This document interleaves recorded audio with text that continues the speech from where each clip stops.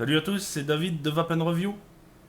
La revue d'aujourd'hui portera sur un mode full mecha, le Stingray Copper Black. C'est un mode de modeur qui nous vient des Philippines, qui a été créé par JD Tech, également créateur de son prédécesseur, le Stingray, Phantom Brass, qui est un alliage de plusieurs métaux, dont du laiton, de l'alu et d'autres métaux. La version que je vous présente aujourd'hui, c'est la version donc noire en cuivre.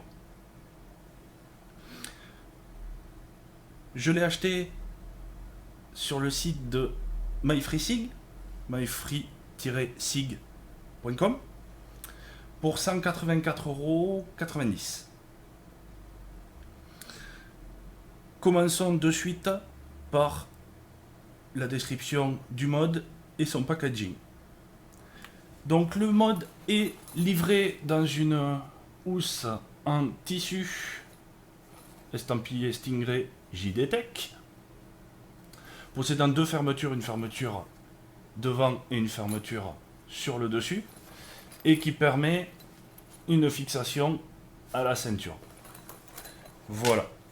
Le mode est livré avec deux tubes, un tube 18-350 et un autre tube 18-500 avec extension 18-650.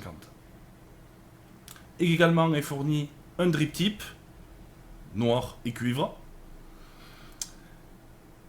Ce mode là donc est un mode en 22 mm, donc même taille que la plupart des atos reconstructibles tels que le Kefun, le Fogger et d'autres.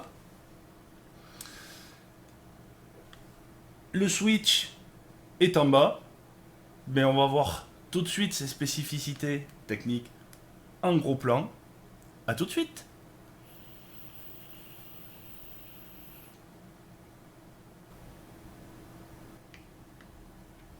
Nous voilà donc en gros plan pour décortiquer le Stingray Copper Black.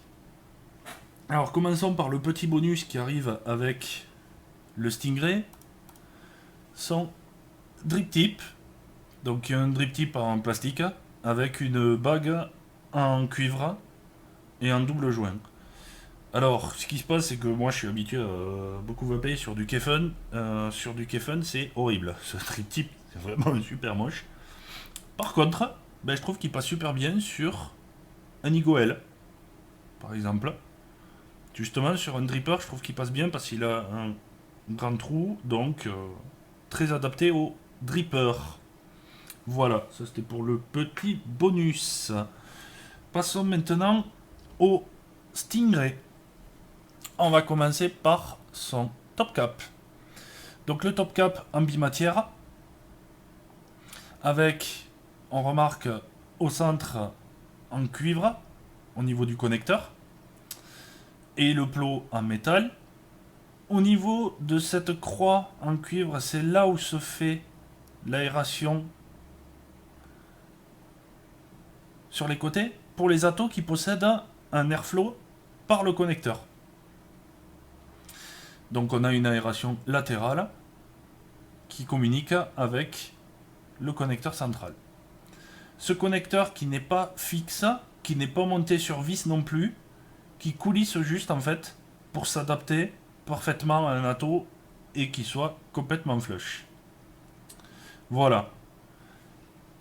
Passons maintenant aux tubes. Donc les tubes, on a le tube, le tube 18-500, là où il y a la bague, et le tube 18-350, sans la bague, où on voit le filetage de la bague de verrouillage. Donc on distingue les deux gravures, l'intérieur des tubes donc qui est en cuivre, et le numéro de série. On voit bien que je possède le numéro 239. À ceci, on vient y greffer l'extension pour arriver à 18-650 avec le tube 18-500.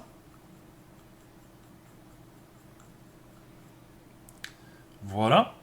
Et là, on voit que c'est complètement flush. On distingue à peine la jonction entre les deux tubes. À la nuance que si on utilise cette extension sur le tube 18350 pour par exemple l'utiliser avec le kick, on voit bien justement j'ai mis un kick evolve dedans. Alors ça se visse hein, sans aucun problème, ça se fixe. Mais par contre, là on voit la différence de texture entre les deux tubes. Il a été vraiment fait pour être uniforme avec le tube 18500 pardon. Moi fondamentalement ça me gêne pas parce que je vape en 18490 plus kick V2 en l'occurrence. Voilà. Donc AW 18490. À l'endroit ça sera mieux. Voilà, IMR 18490 avec le kick. Ça passe nickel. Si on prend le top cap et qu'on vient le visser, voilà, de suite on a déjà un aperçu de ce que ça donne. On va continuer avec l'élément vraiment novateur et important, c'est le switch. Donc le switch pareil est en bimatière. On voit sur le côté les trous de dégazage ainsi que les rainures qui le permettent. Ici, voilà, qui communiquent. Cette pièce qui vient assurer l'isolation et le réglage, donc c'est une pièce avec un pas de vis, enfin fileté, et la vis qui va venir en fait faire contact avec le bas de la queue en permanence. Le contact se fait à l'intérieur du switch. Donc vous voyez, là c'est la course du switch, qui est de l'ordre de moins d'1 millimètre. En fait, l'aimant, il y a une partie dans cette tête-là, et l'autre partie à l'intérieur du switch. Donc, je ne vais pas le démonter parce que c'est une horreur à refixer et à régler. Mais par contre, une fois que c'est réglé, ça bouge plus, quoi. Voilà. Donc là, on voit la précision quand même de fabrication. Avec le dessous qui est en cuivre, et on voit qu'il commence d'ailleurs à se patiner, qui donne un effet assez sympa au niveau du cuivre. Donc si on remonte l'ensemble, hop, voilà, pas de vis, pas un bruit, se visse nickel, voilà, hop, et là il y a contact. Je vais monter avec un atto, ça sera plus parlant.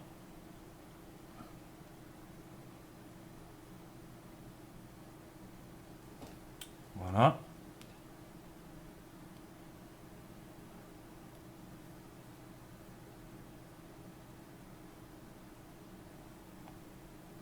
Bon, on n'entend pas bien évidemment, mais là la course est vraiment minuscule. Ensuite au niveau du verrouillage, hein, là c'est en position verrouillée, et là c'est en position déverrouillée. Voilà, donc ce qui donne un setup assez intéressant, avec un Kefun notamment. Bon, drip tip, encore une fois, hein, j'aime bien utiliser mes drip tip plomb, métal. On va repasser tout de suite en plan large pour la conclusion, les impressions sur ce Stingray Copper Black. A tout de suite. Voilà, donc on a vu en gros plan les caractéristiques techniques de ce mode. Maintenant, qu'est-ce que j'en pense? Commençons par tous les points positifs. Et il y en a quelques-uns. La qualité du mode, les gravures, la finition, l'assemblage, tout est vraiment parfaitement ajusté. La conception du switch, qui est un switch magnétique assez différente de celle du Nemesis, mais qui a une course donc très très petite, quelle que soit la longueur d'accu qu'on choisit, la course sera la même qu'on la règle pour un 18500, un 18650, un 18350, la course sera identique.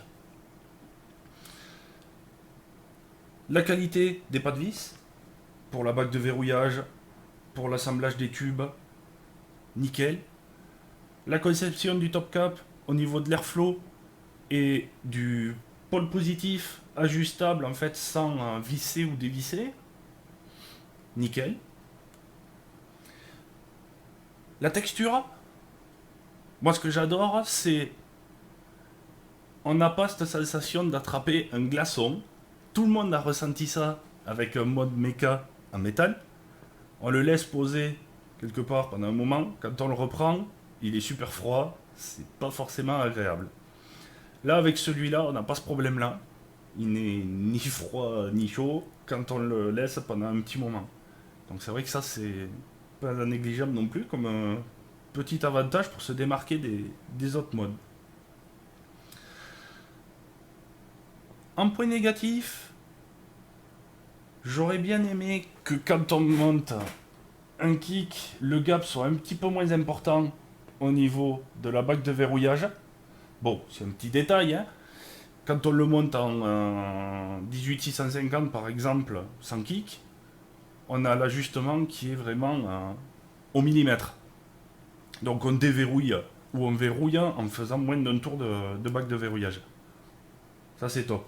Dommage, quand on met un kick, on rajoute un petit peu en hauteur. Ça se verrouille pas aussi vite. Il faut faire plus de tours. Voilà. Ensuite, petit reproche, bon, moi personnellement, je m'en fous parce que je l'utilise pas en 18 350 avec kick. Mais si on veut monter l'extension 18 500 pour aller vers 18 650 sur le tube 18 350, eh bien on a une différence de texture. Donc il a vraiment été conçu pour être sur le tube en 18 500 vers 18 650. Bon, voilà. Après, bon, bien sûr, son prix, on n'est pas loin des 200 euros. On est plus cher que Nemesis. Bon, par contre, moi je trouve qu'il est carrément mieux que Nemesis. C'est un point de vue personnel.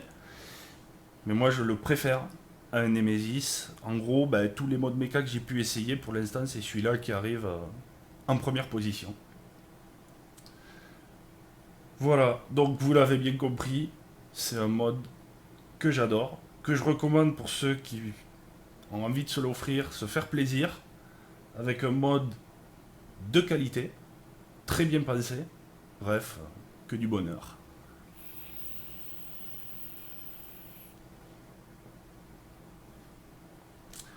Sur ce, pensez à vous abonner, faire un petit coucou sur Google, sur YouTube, sur Google+. J'ai dit une bêtise.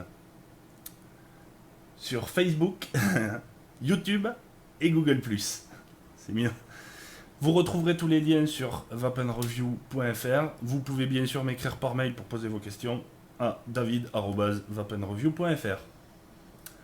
Bref, je vous souhaite une bonne vape et gros nuages à tous.